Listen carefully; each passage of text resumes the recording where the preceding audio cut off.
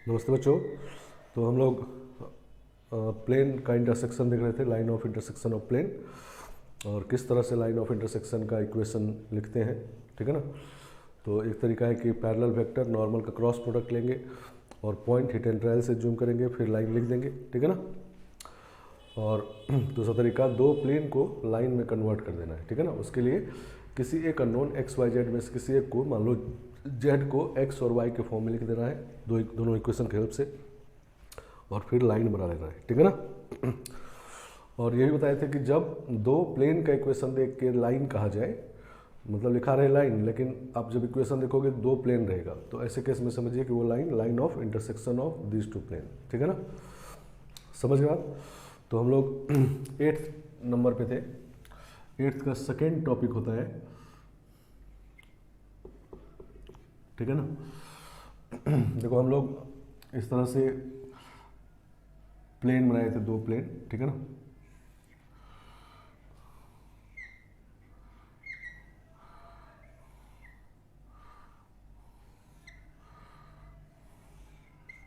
ठीक है ना।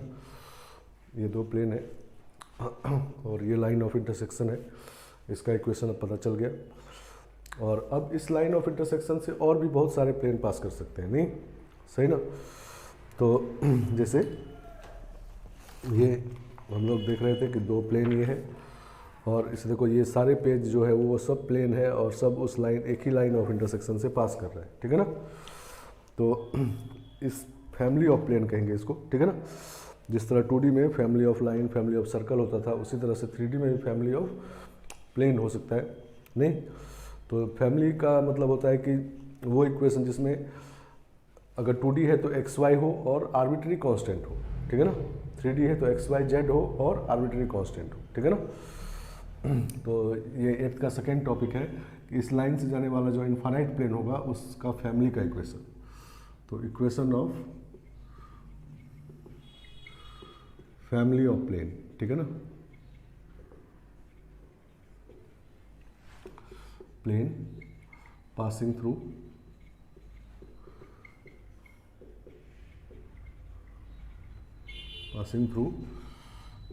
लाइन ऑफ इंटरसेक्शन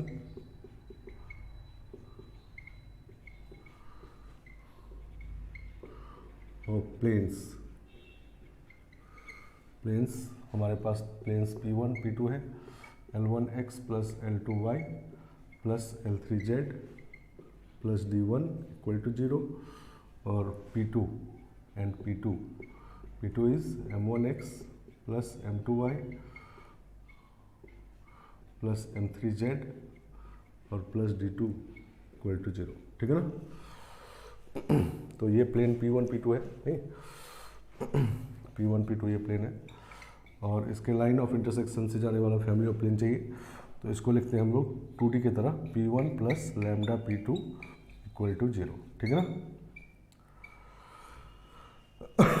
समझ गया। इस लाइन जितने प्लेन जाएंगे वो सब का इक्वेशन है। लैम्डा आर्बिट्री कांस्टेंट है। ठीक है ना।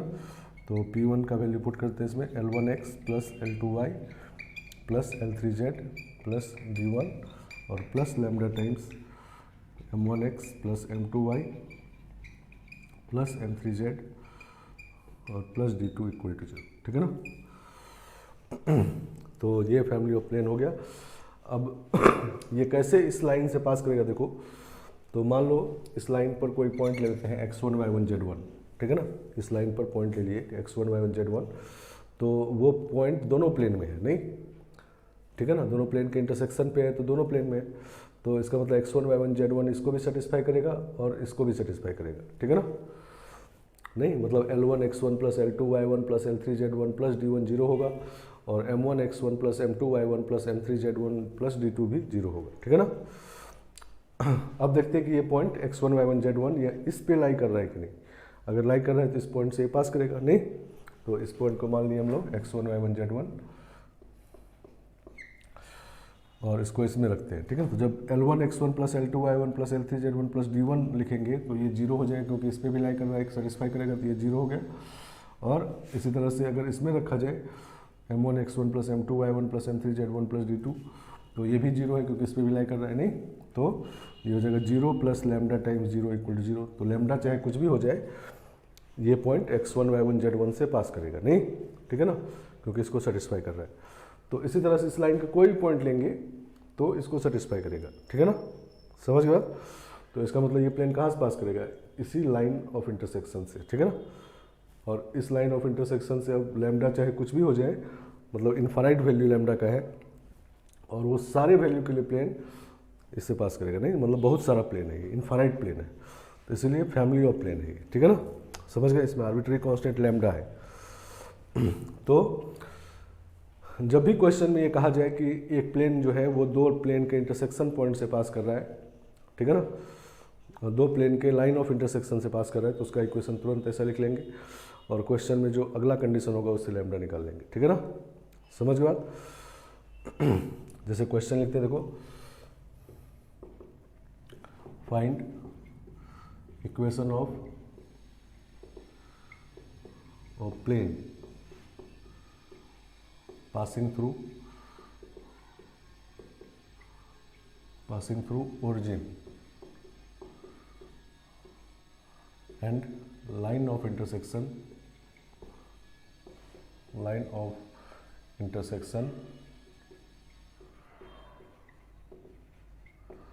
of planes P1 प्लेन कहते हैं x minus 2y plus 2z minus 3 equal to 0 and P2 2x plus y minus 2z plus 5 equal to 0, ठीक है ना। एक प्लेन है जो 0 0 0 से पास कर रहा है और इन दोनों के लाइन ऑफ इंटरसेक्शन से पास कर रहा है, ठीक है ना। तो इन दोनों का लाइन ऑफ इंटरसेक्शन हम लोग लिख सकते हैं, ठीक है ना। तो इन दोनों का लाइन ऑफ इंटरसेक्शन मान लो ये है, तो इससे प्लेन पास कर रहा है, नहीं, मतलब पूरा लाइन जो है वो प्लेन में है, ठीक है ना, और ओरिजिन भी प्लेन में है, ठीक है ना। तो प्लेन का इक्वेशन लिखने के लिए जैसा पहले हम लोग बात कर चुके हैं कि वो पॉइंट और नॉर्मल वेक्टर चाहिए, ठीक है ना। तो पॉइंट तो है यहाँ पर, नॉर्मल वेक्टर अभी निकालना है हमको, तो उसके लिए लाइन का पैरेलल वेक्टर, जब लाइन का इक्वेशन मिल जाएगा तो पैरेलल वेक्टर पता चल जाएगा, ठीक है ना। तो मान लेते हैं बी है और पॉइंट इस पर एक पता चल जाएगा, नहीं, तो जब लाइन का इक्वेशन लिखेंगे तो लाइन में पॉइंट भी होता है, तो वो पॉइंट भी पता चल जाएगा, नहीं, A1 A2 A है मान लो, ठीक है ना। तो हम लोग एक वेक्टर बना सकते हैं ये O नहीं, और एक वेक्टर बी, दोनों का क्रॉस ले लेंगे तो नॉर्मल आ जाएगा, और पॉइंट पता है तो इक्वेशन लिख सकते हैं, नहीं। तो जैसा, तो इसमें देखो जो हम लोग प्लेन शुरू में लिखे उस तरह से लिख रहे हैं, तो लेकिन टाइम लगेगा इसमें, ठीक है ना। और यहीं पर अगर हम लोग सीधा इसको यूज़ करें कि ये प्लेन जो हमको चाहिए वो इन दोनों के लाइन ऑफ इंटरसेक्शन से पास कर रहा है, तो इसका मतलब इसका इक्वेशन लिख सकते हैं, इक्वेशन ऑफ रिक्वायर्ड प्लेन क्या लिखेंगे, P1 plus lambda P2 equal to 0, नहीं, तो ये हो जाएगा x minus 2y plus 2z minus 3 और plus lambda times 2x plus y minus 2z plus 5 equal to 0, ठीक है ना। सही ना। अब सिर्फ लैम्डा निकालना है, उसके लिए कहा गया कि ओरिजिन से पास कर रहा है, तो passes through origin,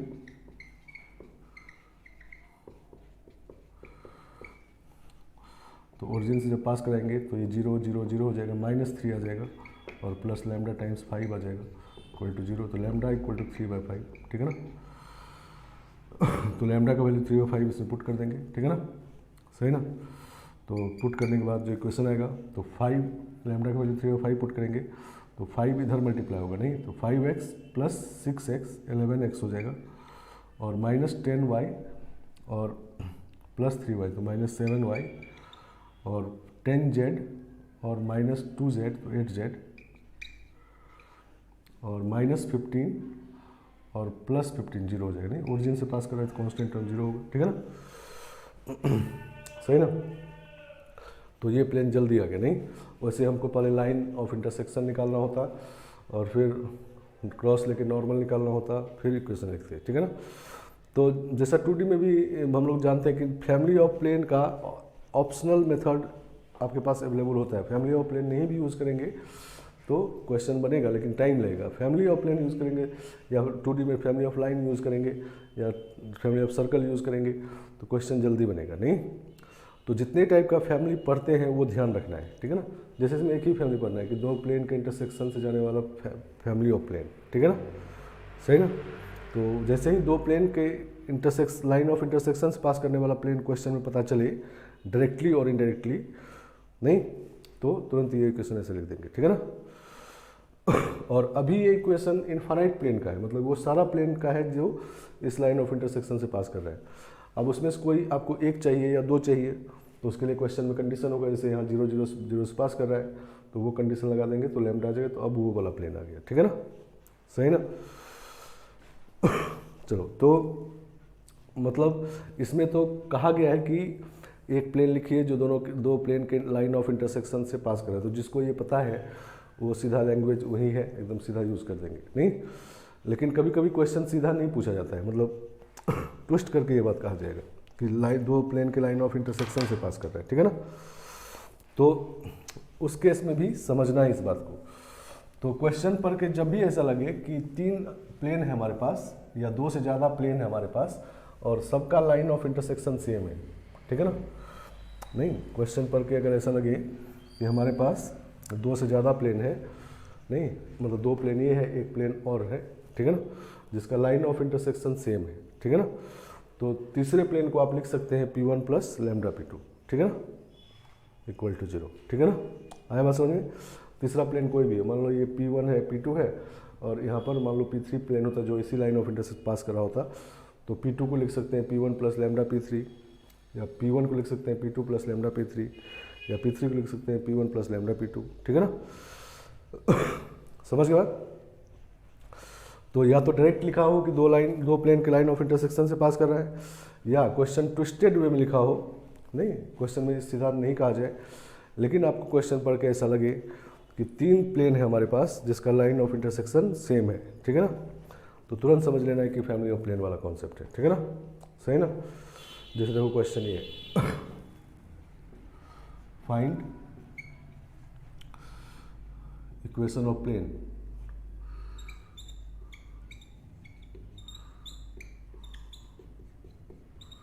find equation of plane containing the line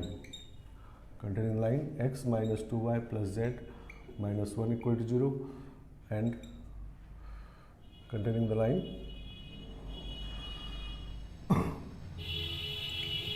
2x plus y minus 3z plus 2 equal to 0, ठीक है ना।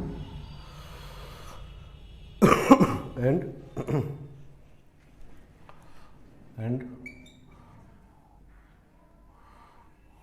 parallel to the plane,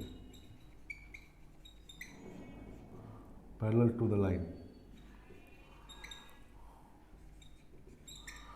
parallel to the line x by 1 equal to y minus 1 by 3 equal to z plus 1 by minus 1, ठीक है ना। ऐसा question है, ठीक है ना।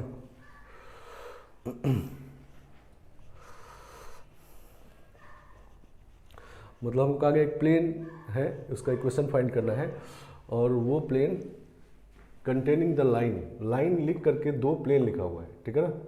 इसका मतलब इसका लाइन ऑफ इंटरसेक्शन जो है वो रिक्वायर्ड प्लेन में लाई कर रहा है, ठीक है ना, और इसके पैरेलल है प्लेन, ठीक है ना, समझ गया। मगर अगर रिक्वायर्ड प्लेन का फोटो फिगर बनाए तो ऐसा रिक्वायर्ड प्लेन है ये, और 2 प्लेन का लाइन ऑफ इंटरसेक्शन इसमें लाई कर रहा है, ठीक है ना, ठीक है ना, ऐसे।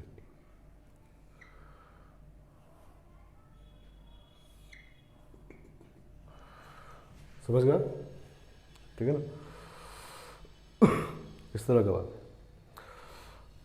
इन दोनों प्लेन का लाइन ऑफ इंटरसेक्शन, मतलब ये लाइन लिख के जो 2 प्लेन है लिखा हुआ वो यही दोनों प्लेन है, इसका line of intersection required plane में लाई कर रहा है, ये रिक्वायर्ड प्लेन है, ठीक है ना, ठीक है ना। तो इसका मतलब क्या हुआ कि तीनों प्लेन का लाइन ऑफ इंटरसेक्शन सेम है, नहीं, जो दो प्लेन है ये और जो रिक्वायर्ड प्लेन है ये वाला, उसका लाइन ऑफ इंटरसेक्शन सेम है, ठीक है ना। या ये कह दो कि इन दोनों प्लेन के लाइन ऑफ इंटरसेक्शन से तीसरा वाला पास कर रहा है, ठीक है ना, समझ गए। तो हम लोग लिख सकते हैं इक्वेशन ऑफ रिक्वायर्ड प्लेन,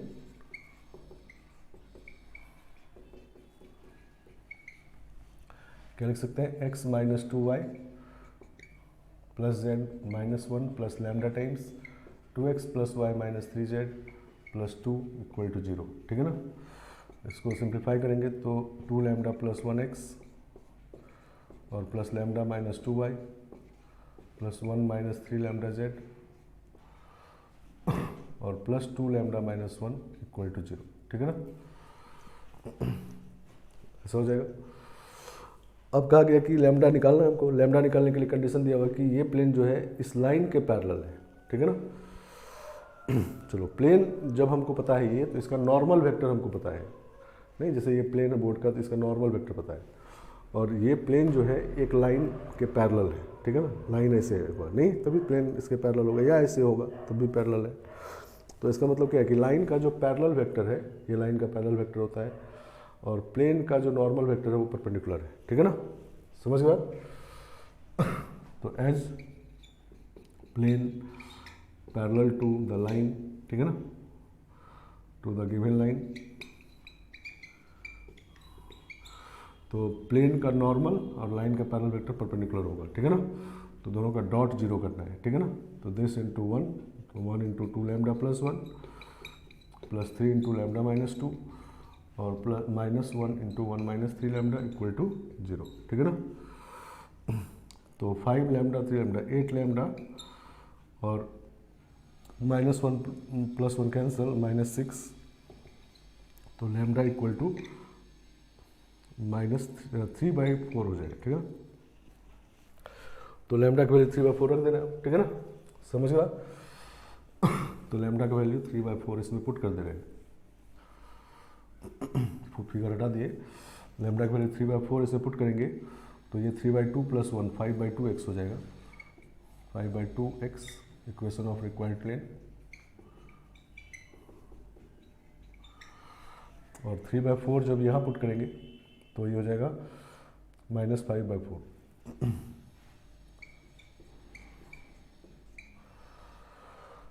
और 3/4 इधर पुट करेंगे तो माइनस 5/4, और 3/4 उधर पुट करेंगे तो 3/2 माइनस 1 1/2, ठीक है ना। 4 से मल्टीप्लाई करते हैं तो 10x minus 5y minus 5z plus 2 equal to 0, ठीक है ना, सही ना। तो ये इक्वेशन ऑफ रिक्वायर्ड प्लेन आ गया। नहीं तो इस क्वेश्चन में अब सीधा नहीं कहा गया था कि जो हमारा प्लेन है वो दोनों प्लेन के लाइन ऑफ इंटरसेक्शन से पास कर रहा है, लेकिन लैंग्वेज ऐसा लिखा गया कि जो लाइन ऑफ इंटरसेक्शन दो प्लेन का है वो हमारे रिक्वायर्ड प्लेन में लाई कर रहा है। तो इसका मतलब भी होता है कि तीनों प्लेन का लाइन ऑफ इंटरसेक्शन सेम है, इसका मतलब जो रिक्वायर्ड प्लेन है वो दोनों प्लेन के लाइन ऑफ इंटरसेक्शन से पास करेगा, ठीक है ना, सही ना। क्लियर बात। चलो एक और क्वेश्चन देखते हैं।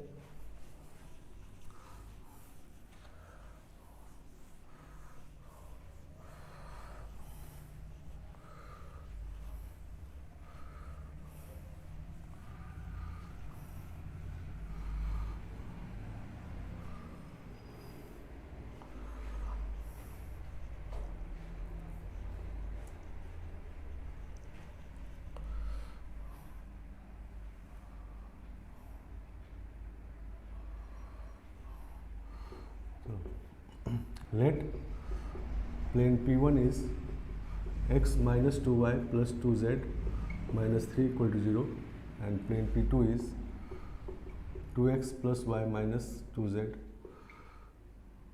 plus 5 equal to 0, ठीक है ना। ये दो प्लेन्स है, ठीक है ना। उसके बाद कहा गया plane P1 is rotated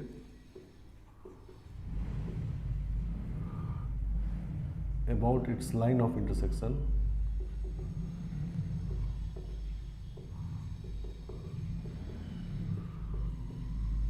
section with P2. Plane P1 is rotated about its line of intersection with P2 through an angle pi by 2.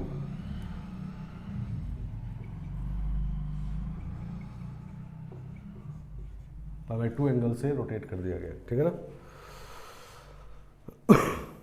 सही ना. Then find equation of plane, then find equation of plane in new position.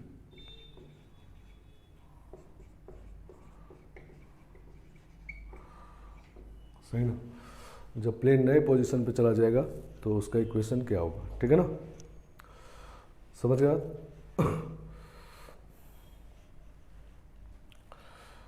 चलो, तो हमारे पास एक plane है, ठीक है ना, और एक दूसरा प्लेन है, नहीं, और एक तीसरा प्लेन भी, ठीक है ना.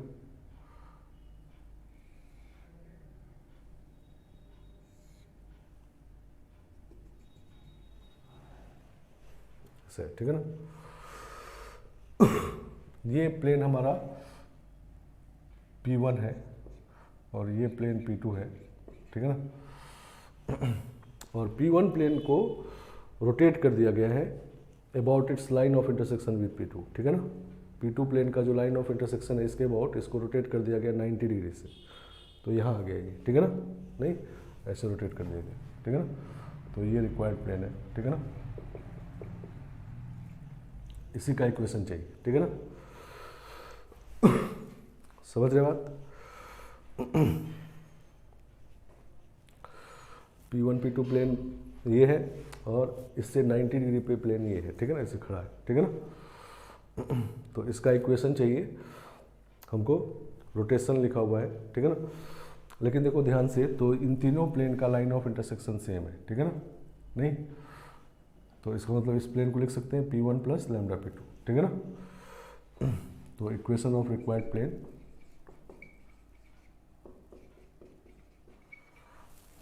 सही ना, क्या होगा, P1 plus lambda P2 equal to 0, ठीक है ना. तो this is 2x plus y minus 2z plus 5 और plus lambda times 2x plus y minus 2z. अच्छा, P1 गड़बड़ लिखा गया.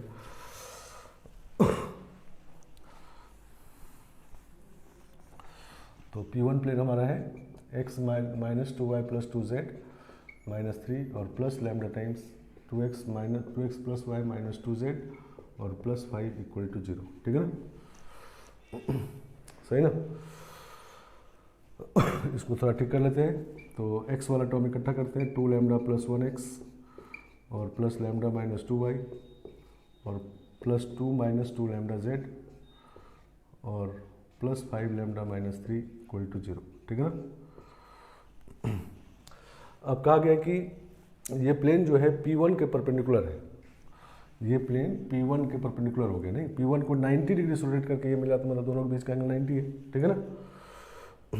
तो as plane is perpendicular to P1,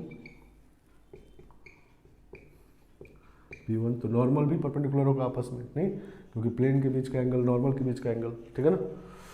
तो इसका मतलब नॉर्मल का डॉट प्रोडक्ट 0 कर देंगे. नहीं, P1 इसके परपेंडिकुलर है, ठीक है ना. तो नॉर्मल का डॉट प्रोडक्ट लेंगे तो 1 इंटू 2 लैम्डा प्लस 1 और फिर माइनस 2 इंटू लैम्डा माइनस 2 और plus 2 into 2 minus 2 lambda equal to 0, ठीक है ना. तो यहाँ से minus 2 lambda plus 2 lambda cancel, यहाँ माइनस 4 लैम्डा आएगा, तो माइनस 4 लैम्डा और कांस्टेंट टर्म 4 प्लस 1 5 और प्लस 4 9, ठीक है ना. तो लैम्डा इक्वल टू 9/4 आ गया, ठीक है ना. तो इस लैम्डा को पुट कर देंगे तो रिक्वायर्ड प्लेन आ गया. नहीं, तो इस लैम्डा का वैल्यू को इसमें रख देते हैं, ठीक है ना. तो पुट कर रहे,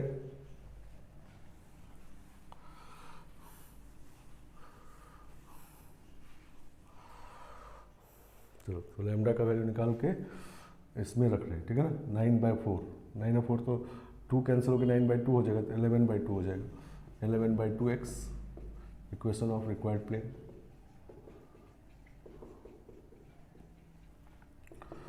चलो 9/4 यहाँ पुट करेंगे तो 9 - 8 1/4 आ जाएगा, ठीक है ना। और 9/4 उधर पुट करेंगे, ठीक है ना, तो -1/4z,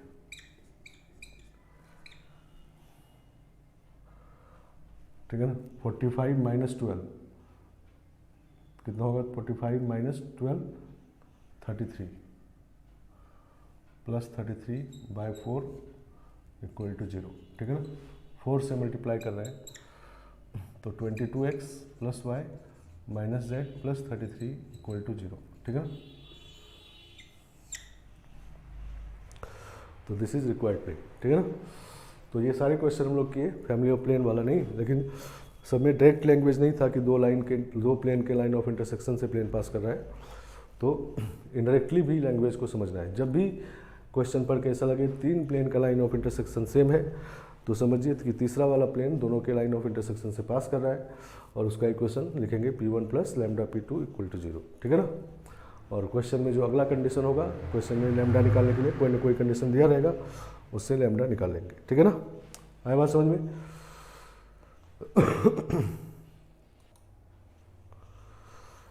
चलो तो इसको हटा लेते हैं। और देखो इसमें क्वेश्चन में जो कहा गया था लास्ट वाले क्वेश्चन में कि रोटेशन नहीं, प्लेन को रोटेट किया गया, तो प्लेन रोटेट, अब रोटेट करने का लोग ऐसा नहीं कि कुछ भारी भरकम से समझ लेना है और फिर उसके कारण कुछ और सोचे कि हम नहीं पढ़े, नहीं, ये सब नहीं। जितना पढ़े उतने टॉपिक में से ही सोचना है कि कौन सा है, ठीक है ना। समझ के बाद देखो रोटेशन वाला एक और क्वेश्चन करते हैं हम लोग, जो दूसरे टॉपिक से होगा। ये फैमिली ऑफ प्लेन पे था, नहीं रोटेशन था लेकिन फैमिली ऑफ प्लेन क्वेश्चन था। चलो क्वेश्चन लिखते हैं ये।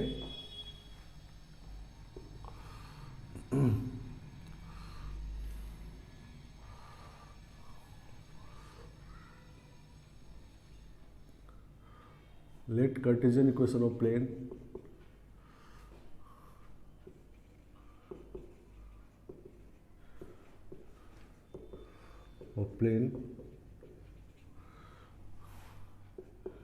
in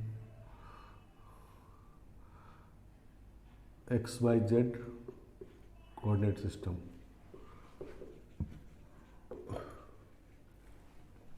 System is x by a plus y by b plus z by c equal to 1, ठीक है ना। ये भी प्लेन के क्वेश्चन होते हैं, इंटरसेप्ट फॉर्म है।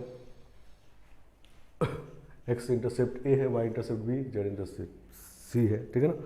2D में लाइन की तरह नहीं, 2D में लाइन ही 3D में प्लेन होता है, नहीं तो लाइन वाला बहुत सारा चीज़ इसमें यूज होता है, ठीक है ना, ठीक है ना।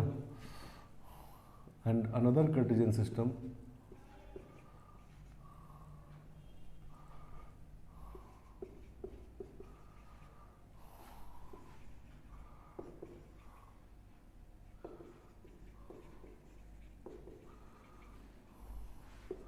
ये प्लेन P1 है, ठीक है। In another coordinate system x capital XYZ,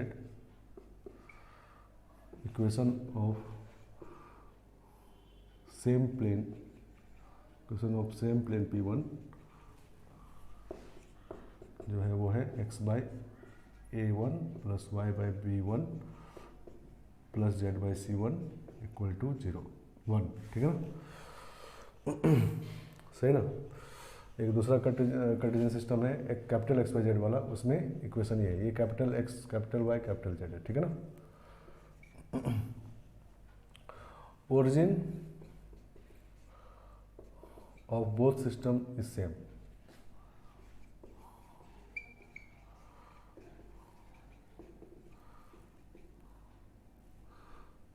ठीक है ना। दोनों सिस्टम का ओरिजिन एक ही है, ठीक है ना। ओरिजिन मतलब फिक्स रखा गया है, ठीक है ना। देन प्रूव दैट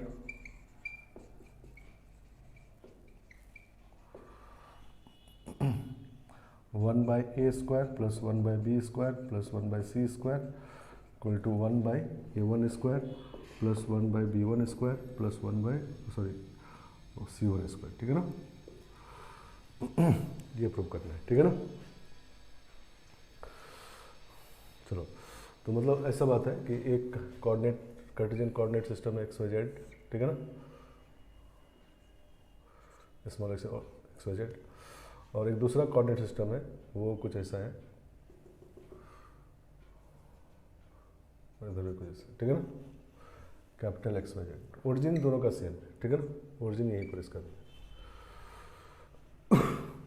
समझ गए बात। मतलब ये कह दो कि ओरिजिनल कोऑर्डिनेट सिस्टम जो XYZ है उसको ओरिजिन के अबाउट रोटेट कर दिया गया होगा, ठीक है ना, नहीं तो कोऑर्डिनेट एक्सिस को रोटेट कर दिया गया है, ठीक है ना, तो यहाँ भी रोटेशन है, नहीं समझ गए आप। अब ओरिजिनल सिस्टम XYZ जो है उसमें प्लेन के क्वेश्चन ये है, मतलब x intercept A, y intercept B, z intercept C है, मतलब x एक्सिस को A 0 0 पे कट करेगा, y को 0 B 0 और z को 0 0 C पर, और ये जो है इस नए वाले सिस्टम को कट करेगा A1 0 0 पे x एक्सिस को, 0 B1 0 y एक्सिस को, 0 0 C1 z एक्सिस को, ठीक है ना, समझ गया। तो ऐसा है, तो ये प्रूव करना है, ठीक है ना। तो चूंकि ओरिजिन फिक्स है और प्लेन भी एक ही है, नहीं प्लेन एक ही बना हुआ है ऐसा, नहीं, और उसी प्लेन का इस वाले में x इंटरसेप्ट A 0 0 है और इसमें x इंटरसेप्ट है A1 0 0, ठीक है ना, प्लेन एक ही जगह से है, नहीं तो ओरिजिन से परपेंडिकुलर डिस्टेंस चाहे इस पे निकाले चाहे इस पे निकाले सेम आएगा, नहीं क्योंकि प्लेन तो वही है, एक ही जगह पे है, नहीं तो ये डिस्टेंस कांस्टेंट होगा, तो इस पे परपेंडिकुलर डिस्टेंस निकालते हैं 0 0 से, ठीक है ना, तो परपेंडिकुलर डिस्टेंस फ्रॉम ओरिजिन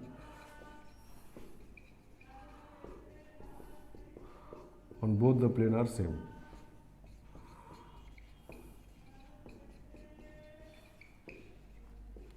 ठीक है ना।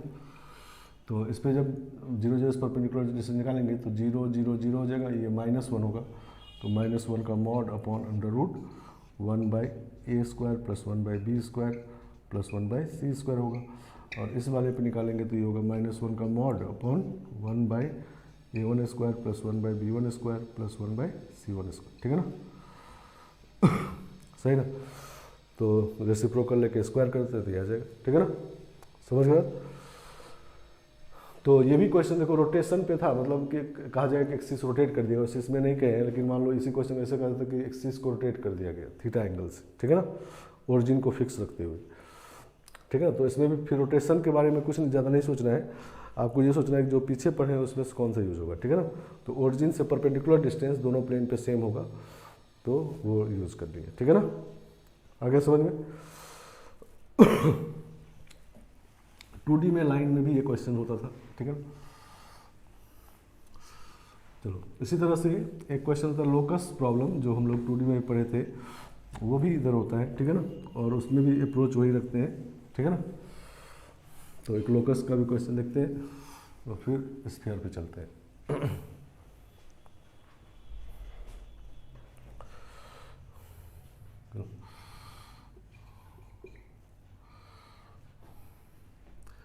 A variable plane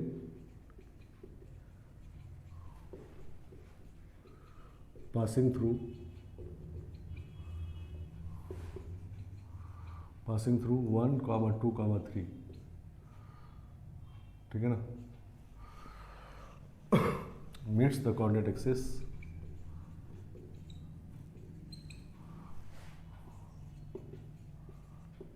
axis at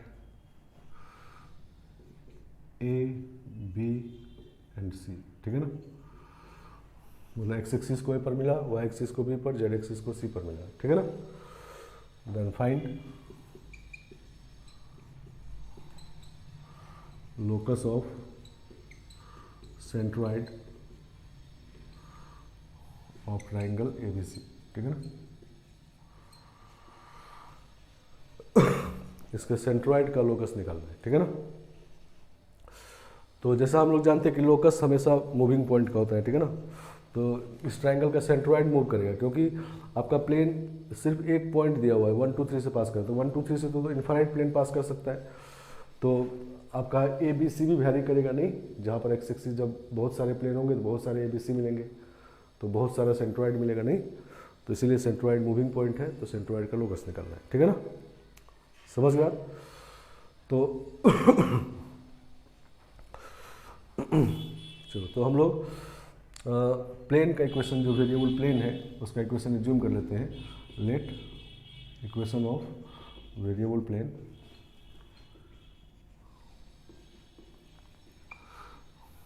is x by a plus y by b plus z by c equal to 1, ठीक है ना, सही ना।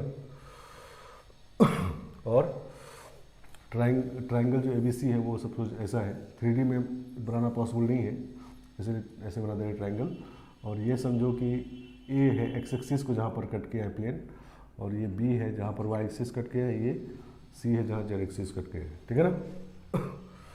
तो ये इंटरसेप्ट फॉर्म है, इसका कोऑर्डिनेट होगा A 0 0, नहीं, इसका होगा 0 B 0 और ये होगा 0 0 C, ठीक है ना।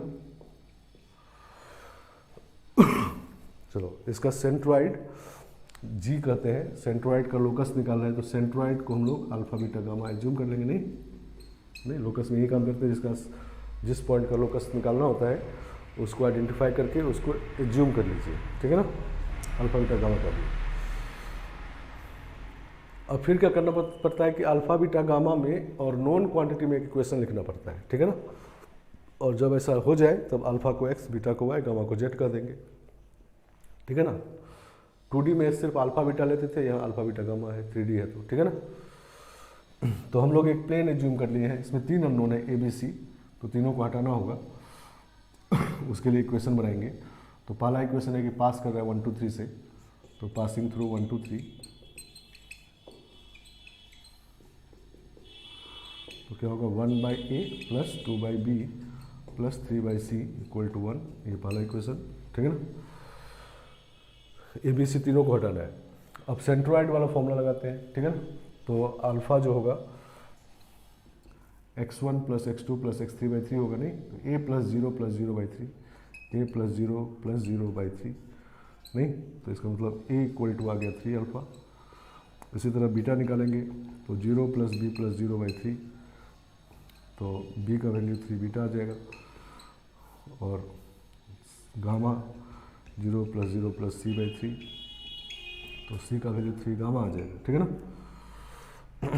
तो इसको 1 में पुट कर देते हैं, पुट इन 1, ठीक है ना, इस वाले को पुट कर देते हैं। तो ये हो गया 1 by 3 alpha plus 2 by 3 beta plus 3 by 3 gamma equal to 1, नहीं। तो यही बात करना था हमको, अल्फा बीटा गामा और नॉन क्वांटिटी में इक्वेशन लिखना था, तो लिखा गया वो, नहीं। अब अल्फा को x, बीटा को y और गामा को z कह देंगे, और 3 3 3 उधर मल्टीप्लाई कर देते हैं, ठीक है। तो ये हो गया 1 by x plus 1 by y 2 by y plus 3 by z equal to 3, ठीक है ना, सही ना। तो this is the equation of locus of centroid of triangle ABC, ठीक है ना, समझ गया। तो इस तरह से लोकस के भी क्वेश्चन होंगे, लेकिन बहुत इजी होते 3D में। अप्रोच उसी तरह करना है। 2D में हम लोग पहले पॉइंट एज्यूम करते थे अल्फा बीटा या HK, इसमें 3 अननोन लेके करेंगे, अल्फा बीटा गामा या HKL, ठीक है ना, समझ गया। और फिर alpha beta gamma non quantum equation लिखने की कोशिश करेंगे, और वो काम कैसे करेंगे, जो पीछे पढ़े हैं उसके हेल्प से, ठीक है ना, समझ गया। चलो, तो हम लोग का ये मेंस जेई एडवांस वाला पार्ट खत्म हो गया, मतलब स्कूल वाला भी एडवांस वाला, मेंस में कभी कभी स्फीयर भी आया है, ठीक है ना। तो थोड़ा देर 10 मिनट हम लोग स्फीयर भी देखेंगे, भारी नहीं है, ठीक है ना। ठीक है, तो क्वेश्चन आप करोगे उसी से, सिर्फ हम थ्योरी पार्ट यहाँ पर डील कर दे रहे हैं, और इजी है, समझ में सब आएगा, ठीक है ना, क्योंकि 2D में सर्कल की तरह होता है ये स्फीयर, ठीक है ना। 3D का स्फीयर मतलब 2D का सर्कल की तरह, उसमें XY होता है तो उसमें Z ले आएंगे तो स्फीयर हो गया, ठीक है ना। समझ गए बात। तो सर्कल से रिलेट करके आप इसके क्वेश्चन आराम से कर सकते हो। और देखो हम लोग को क्या क्या देखना है इसमें। चलो तो स्फीयर,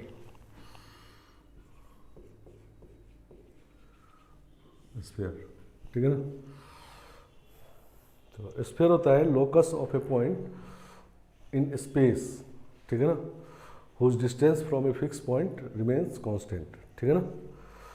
और सर्कल होता था locus of a point in a plane मतलब 2D, और इसका है स्पेस मतलब 3D, ठीक है ना। इतना डिफरेंस है डिफिनेशन में। तो एक पॉइंट का लोकस है, ठीक है ना,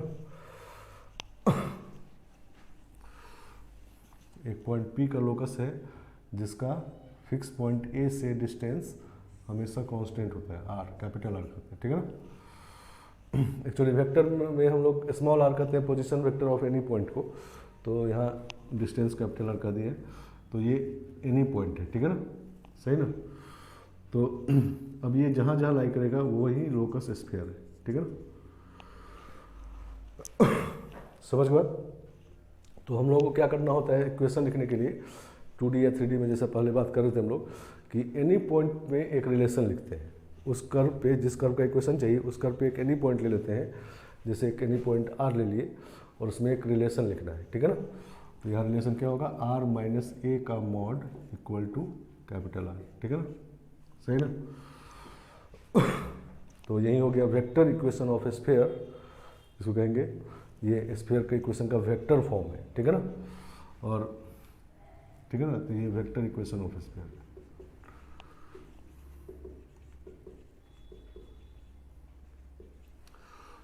ठीक है ना। और इसमें फिक्स पॉइंट जो था उसमें सेंटर ऑफ स्फीयर होता है, centre of sphere is A and radius of sphere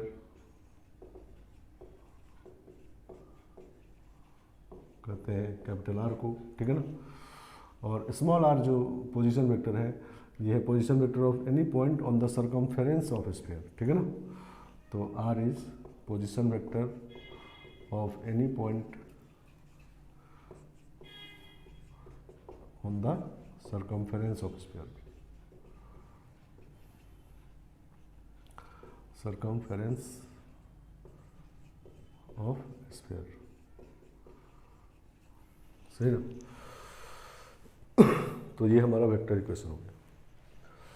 अब हम लोग कार्टेशियन इक्वेशन पे आते हैं, तो हम लोग उसके लिए R को कहते हैं x y z of any point को, नहीं x i plus y j plus z के, और A जो सेंटर है उसको मान लेते हैं A1 A2 A3 A1I plus A2J plus A3 के, ठीक है ना। और रेडियस तो कैपिटल R ही रहेगा।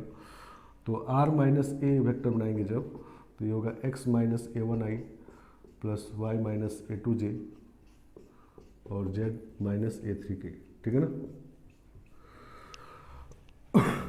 चलो अब इसका मॉड ले लेना है, इसका मॉड वेक्टर का मॉड लेना जानते हैं, तो क्या होगा x माइनस A1 का square plus y minus A2 का square plus z minus A3 का square equal to R square हो जाएगा, नहीं क्योंकि ये एक्चुअली R माइनस A के मॉड का स्क्वायर कर दी, नहीं इसका स्क्वायर करेंगे तब ये बात होगा, ठीक है ना। तो इधर भी स्क्वायर करेंगे तो R स्क्वायर हो गया, ठीक है ना। तो ये इक्वेशन देखो, तो ये सर्कल का इक्वेशन जो सेंटर रेडियस वाला था वही है, x minus h square plus y minus k square equal to R square, यहाँ z वाला भी आ गया है, ठीक है ना, सही ना। तो this is equation of sphere, sphere whose center is A1 A2 A3 and radius is R, सही ना। चलो तो जब इसको एक्सपेंड करेंगे, नहीं तो एक्स स्क्वायर वाला टर्म मिलेगा, वाई स्क्वायर वाला, जेड स्क्वायर वाला, फिर एक्स वाई जेड वाला और फिर कांस्टेंट टर्म, नहीं नहीं, जैसे सर्कल के क्वेश्चन 2D में x square y square x y और कांस्टेंट टर्म होता था, नहीं तो इसको कहते हैं हम लोग जनरल इक्वेशन ऑफ स्फीयर।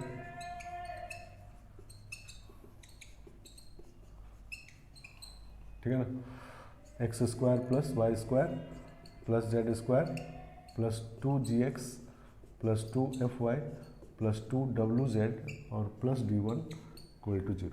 ठीक है ना, प्लस d इक्वल टू 0 ये।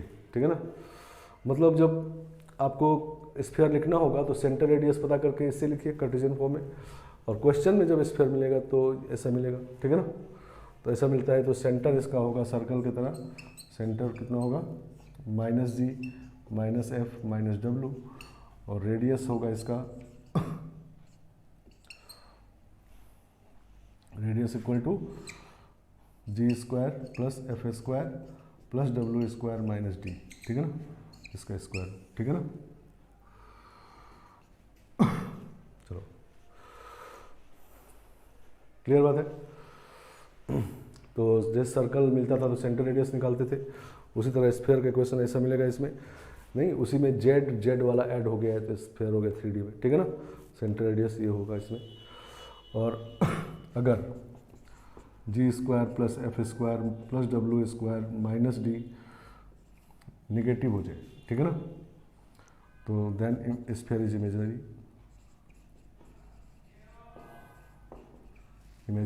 ठीक है ना, और अगर जीरो हो जाए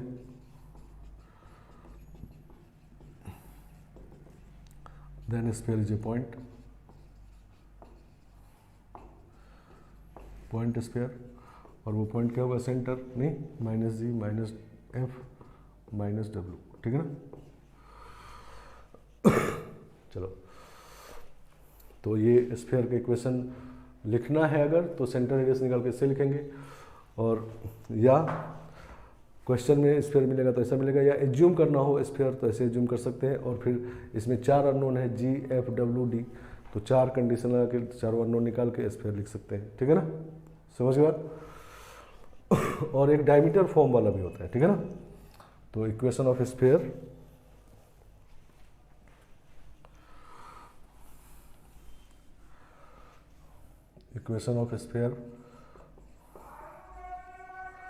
whose ends of any diameter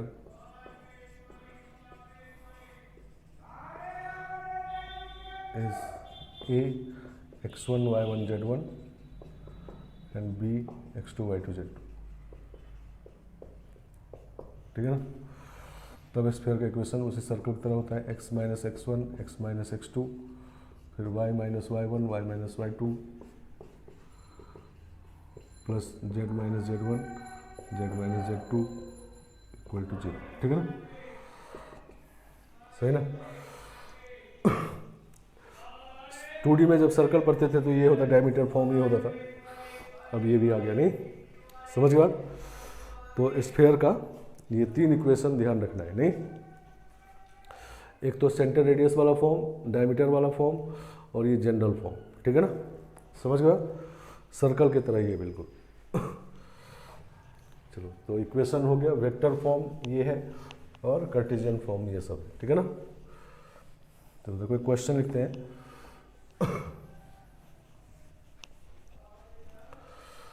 question, find number of ordered triplet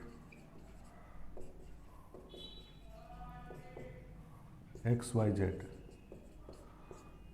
are real. ठीक है ना, find number of order triplet x y real satisfying x square plus y square plus z square minus 4x plus 2y minus 6z और plus 20 equal to 0। ठीक है ना, चलो मतलब इस इक्वेशन को सेटिस्फाई करने वाले रियल एक्स वाई जेड कितने होंगे ये पूछा गया है। ठीक है ना, समझ के बाद। चलो तो इसका मतलब क्वेश्चन तो दूसरे फॉर्म में लिखा गया है, लेकिन ये समझना है कि क्वेश्चन देख के कि स्फीयर है ये, ठीक है ना, सही ना। तो ये आपका स्फीयर है, इक्वेशन ऑफ स्फीयर है ये, और इसका सेंटर है 2 -1 3, ठीक है ना, और रेडियस है √4 + 1 + 9 - 20, नहीं तो इमेजनरी है, ठीक है ना। इस पे मतलब ये वाला बात हो गया, नहीं नेगेटिव वाला, ठीक है ना, नेगेटिव हो गया तो स्फीयर इमेजनरी हो गया। तो स्फीयर इमेजनरी है तो मतलब दिखेगा नहीं है स्फीयर, ठीक है ना। तो इसका मतलब इस स्फीयर पे कोई रियल पॉइंट नहीं होगा, ठीक है ना। ये XYZ जो पॉइंट है वो स्फीयर के सरकमफेरेंस पे है, नहीं। तो जब स्फीयर ही इमेजनरी है तो सरकमफेरेंस होगा ही नहीं रियल, और फिर उस पर कोई पॉइंट भी नहीं होंगे, ठीक है ना, समझ गया। तो इसका मतलब 0 नंबर ऑफ पॉइंट, ठीक है ना। तो इस इक्वेशन को सेटिस्फाई करने वाले नंबर ऑफ पॉइंट 0 होंगे, ठीक है ना। तो 0 आंसर हो गया, ठीक है ना। यहीं पर अगर पॉइंट स्फीयर होता तो एक पॉइंट होता सेंटर, नहीं, और अगर ये पॉजिटिव आ जाता, ठीक है ना, तब रियल स्फीयर होता, ऐसा नहीं, तब इनफाइनाइट पॉइंट होते, ठीक है ना। तो आंसर तीन ही तरह का हो सकता है, या तो 0 पॉइंट, या 1 पॉइंट, या इनफाइनाइट पॉइंट, ठीक है ना। तो क्वेश्चन पूछा गया है दूसरे फॉर्म में, लेकिन आप अगर स्फीयर समझ गए तो तुरंत सॉल्व हो गया, ठीक है ना, समझ गया। चलो इसको हटाते हैं, और इसमें एक टॉपिक और होता है,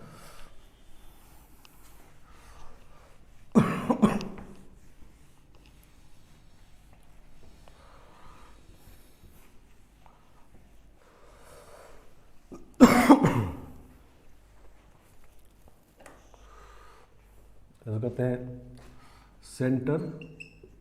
ये हमारा 9th टॉपिक था स्फीयर, ठीक है ना, सही ना।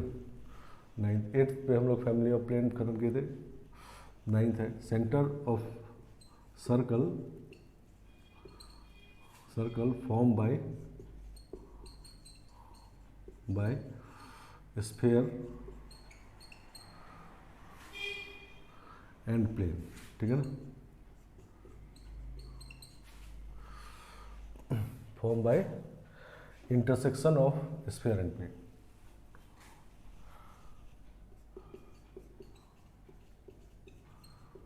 Section of sphere and plane, ठीक है ना।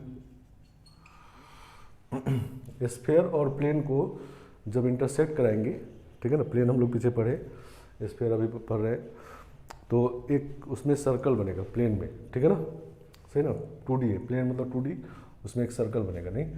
मान लो ये स्फीयर है, इसका इक्वेशन मान लेते हैं हम लोग r - a mod equal to n, ठीक है ना, सॉरी r वेक्टर फॉर्म लिखे हैं, नहीं कार्टेशियन फॉर्म लिखेंगे, तो x² + y² + 2gx + 2fy + 2wz + d equal to 0, ठीक है ना।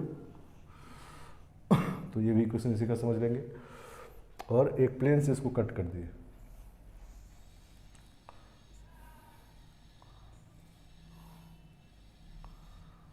सही ना, ऐसे प्लेन कट कर दिए, तो प्लेन में एक स्फीयर सर्कल बन जाएगा इससे, नहीं। स्फीयर को जब प्लेन से कट करेंगे तो प्लेन में एक सर्कल ये बन जाएगा, ठीक है ना। इसका सेंटर रेडियस निकालना होता है, ठीक है ना, सेंटर एंड रेडियस भी लिखते हैं, centre and radius of circle, circle form by intersection of sphere and plane. Plane का इक्वेशन हम लोग एज्यूम कर लेते हैं r.n + d इक्वल टू 0, सही ना। ये प्लेन है, r - b मान लो है, .n इक्वल टू 0, ये भी प्लेन का इक्वेशन है, वेक्टर फॉर्म, और इसी को हम लोग लिखते हैं L1x + L2y + L3z + d1 equal to 0, ठीक है ना, Cartesian form.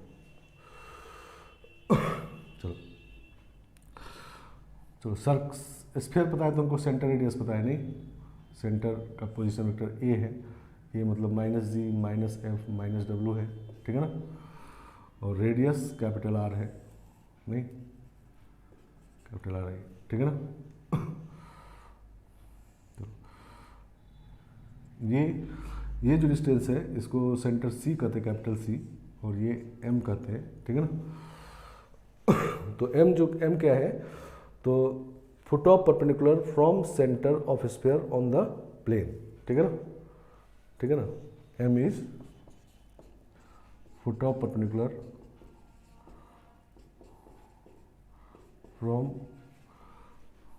Centre of sphere C on the plane, on the given plane, ठीक है ना। तो किसी पॉइंट से किसी प्लेन पर फुट ऑफ परपेंडिकुलर निकाल सकते हैं हम लोग, फॉर्मूला है, ठीक है ना।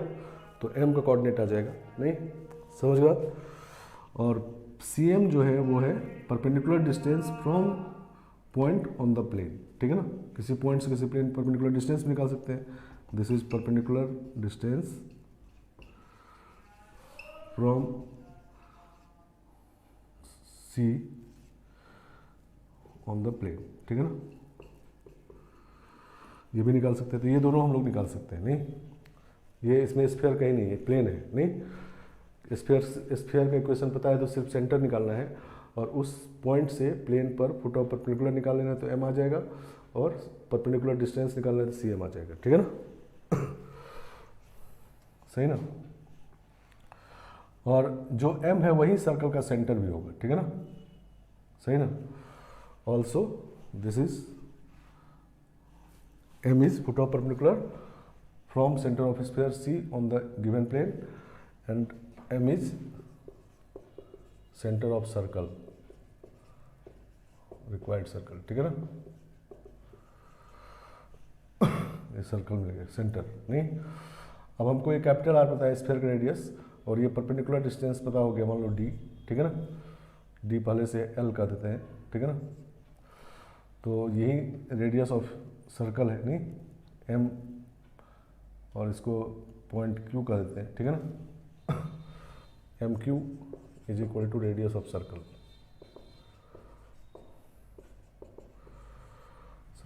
ठीक है ना। इसको मान लेते हैं हम लोग स्मॉल r, तो हम लोग पहले वेक्टर कह चुके हैं, इसको कुछ मान लेते हैं t मान लेते हैं, ठीक है ना। तो दिस इज t, तो एम क्यू निकाल सकते हैं हम लोग, ठीक है ना, क्योंकि हमको कैपिटल आर पता है, R square minus L square, ठीक है ना। एल ही पता है, नहीं सेंटर से परपेंडिकुलर डिस्टेंस निकाल चुके हैं। तो रेडियस ऑफ सर्कल ये है, ठीक है ना, और सेंटर ऑफ सर्कल एम है, तो वो निकाल सकते हैं फुट ऑफ परपेंडिकुलर से, ठीक है ना, समझ गया। तो सबसे डिफिकल्ट मोस्ट क्वेश्चन यही होता है स्फीयर में, नहीं। और स्फीयर का सिर्फ इक्वेशन जानना है, इसमें सेंटर रेडियस निकाल लेना है, नहीं उसी से काम करना है। और सर्कल का सेंटर मीन्स स्फीयर के सेंटर से प्लेन पे फुट ऑफ परपेंडिकुलर, सेंटर आ गया सर्कल का। और स्फीयर से परपेंडिकुलर डिस्टेंस निकालेंगे प्लेन पर, तो एल आ जाएगा, कैपिटल आर पता है तो ये रेडियस आ जाएगा इस फॉर्मूले से, ठीक है ना, समझ गया। तो इसको अब ट्राई करेंगे। प्रीवियस ईयर वाले में, मेंस वाले में क्वेश्चन होगा, और एक्सरसाइज में नहीं होगा, ठीक है ना, क्योंकि बहुत कम क्वेश्चन इसका आया है, ठीक है ना। पीछे वाले पे ज़्यादा ध्यान देना है, ठीक है ना। तो स्फीयर को हम लोग 3D ज्योमेट्री को यहाँ ख़त्म करते हैं। नेक्स्ट क्लास में हम लोग नया चैप्टर शुरू करेंगे, प्रोबेबिलिटी, जो कि लास्ट चैप्टर होगा 12th का, ठीक है ना।